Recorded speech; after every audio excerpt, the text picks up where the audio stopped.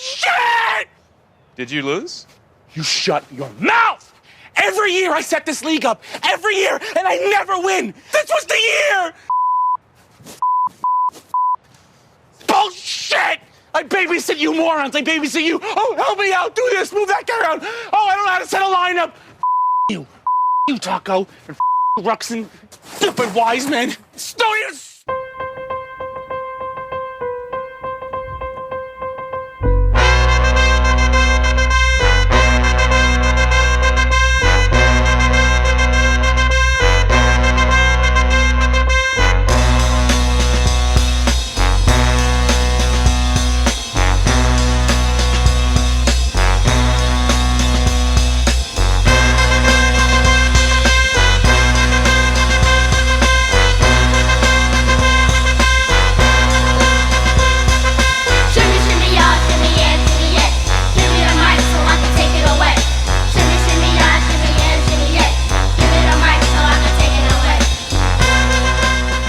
Welcome to the championship and the SAT Bowl.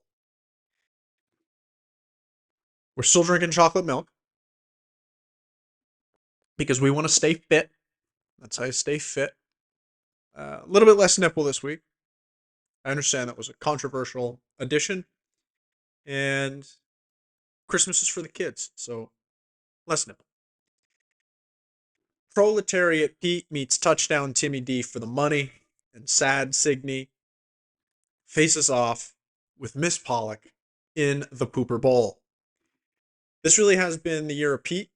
He really cruised to a win over Brennan, who kind of snuck into the playoffs after what was a debacle of a tight butthole time for him. Sorry, Brennan. Pete's studs have been steady all year long, very consistent.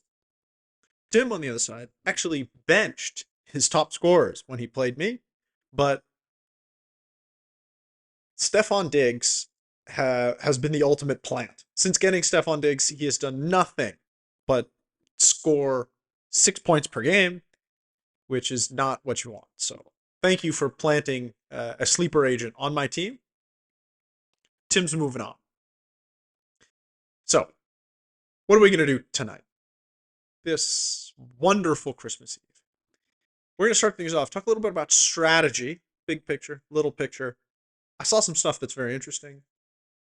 And then we're going to preview the two final matchups that matter. Everything else in the middle doesn't fucking matter. Nobody cares. Nobody cares that I'm competing for third. Nobody cares that Sean is competing for a place. I don't even remember if it's fifth or seventh.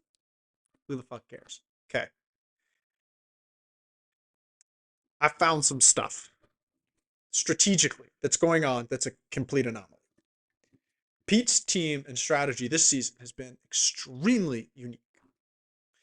Pete's starters all came from the draft. What I'm considering a starter for the context of the rest of this conversation is not a kicker, not a defense. Everybody picks up and drops their kickers. Everybody picks up and drops their defenses. They don't matter. A non-kicker defense starter. So we have 10 players, kicker defense. You have 8 possible lineup slots to choose from that are actual football players. Sorry, Pat McAfee. And Younghoe Koo. Stephen Gostkowski. I apologize. But not you, Brandon McAnus. I do not apologize to you. Okay.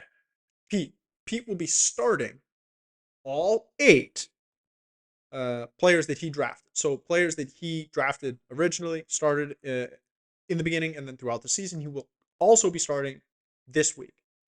Now, that might not sound crazy.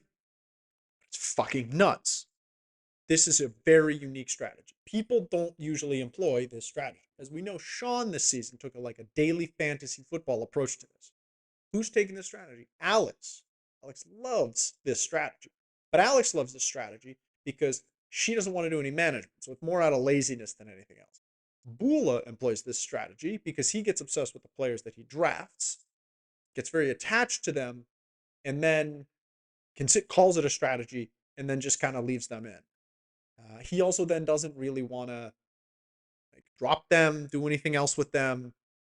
It's worked for him once. He made the playoffs 1 year using this strategy. He had a great run through the regular season, made the playoffs, lost to me. That was over. Okay. The way that this strategy works is you need very few injuries, you need no disappointing players, you're not picking anyone up, and you're not really trading anyone. How rare is this? So I went back through the past league winners and runners up every year that ESPN had that data available.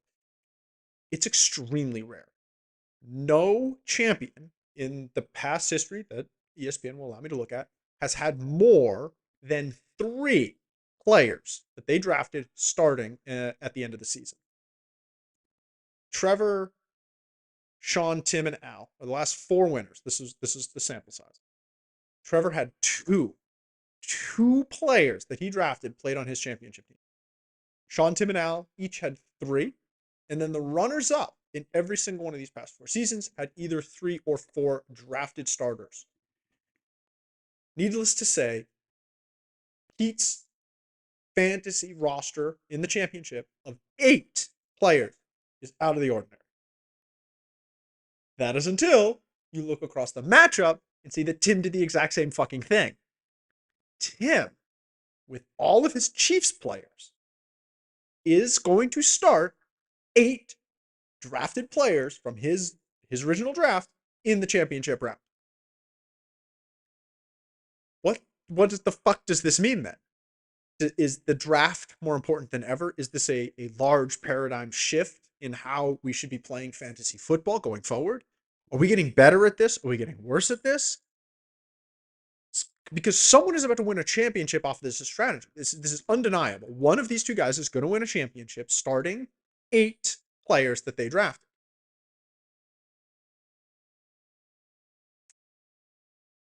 Well, there is a third side to this story. If we now look further down, all the way, Signe and Alex are also doing almost the same thing. And I believe the answers to all of life's questions can be found by looking at the dichotomies of life. So let's take a look. What a ridiculous sentence. Alex is going to start 8 players. She hasn't made an ad drop. She did it again. She saved all of her money. All 200 of her fake fantasy football dollars are still in her fake fantasy football purse. Congratulations, Alex.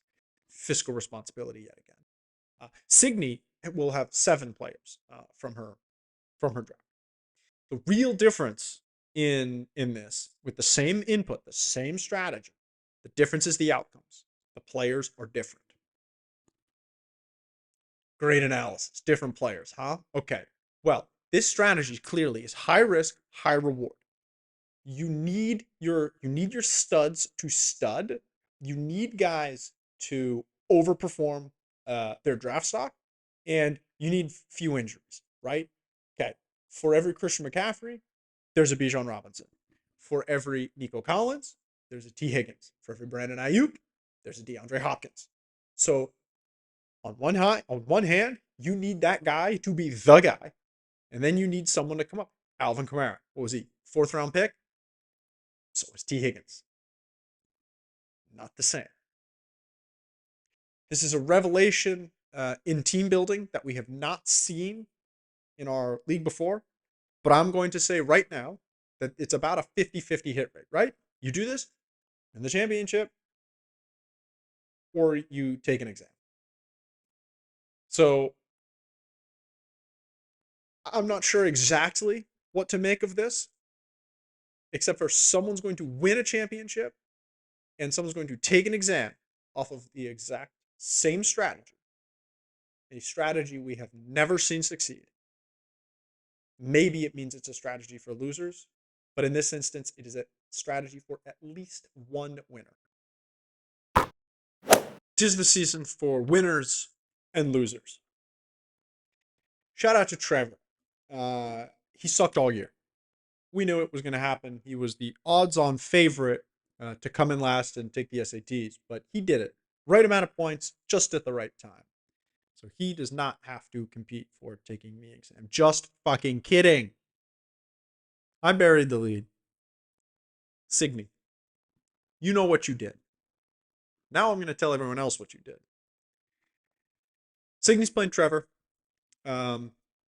Loser goes into the Pooper Bowl.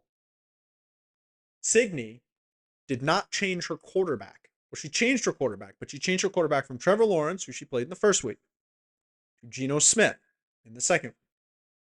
Geno Smith did not play. Signy was up over 20 points against Trevor after the first week of this matchup. Then she takes a fucking goose egg at quarterback. A 30-point swing. Trevor ends up winning by 10 because Signy started a player who scored no fucking points. You deserve to take the SATs if that's how you play this game. You just laughed in the face of all things that are fantasy football. You fell for the Monday night injury trap. It is despicable, deplorable, and downright disgusting. Choke job of the century. Moving on. Meg escaped testing torture thanks to Kyren Williams and the Miami Dolphins defense, which I tried to trade for multiple times. Didn't matter, but good for you, Meg.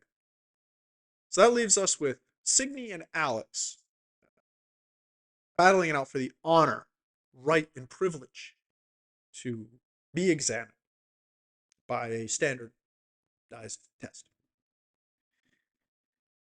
Signy's been down this path before. She objectively had a bad time and does not want a repeat experience, but it's not looking good for you. Alex, this will be the first time. She's flirted with last place, like 8th and below a couple seasons, but always the bridesmaid, never the bride. That analogy works in there, I think. Now for the championship. The big dance. The fucking show. Proletariat Pete meets Touchdown Timmy D. It's anyone's game. You play the whole season. You pick up the guys, you drop the guys, you draft the guys. You go through those injuries, the bye weeks. All for a shot at greatness. All you gotta do is get in. If you get in, anything can happen. Once the footballs start being thrown, caught, kicked, and spiked, nothing before these 2 weeks matters. One shot, one opportunity for all the glory, money, a golden football, and most importantly, eternal bragging rights amongst a group of 12 people.